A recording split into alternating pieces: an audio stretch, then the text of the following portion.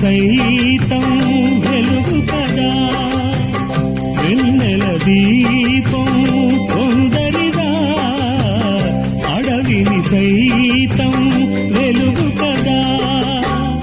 ఎల్లలు లేని చల్లని గాలి అందరి కోసం అందును కాదా, ప్రతి మదిని లేదే ప్రభాతరాగం, పదే పదే చూపే ప్రధాన మార్గం, ఏది సొంతం కోసం కాదను సందేశం,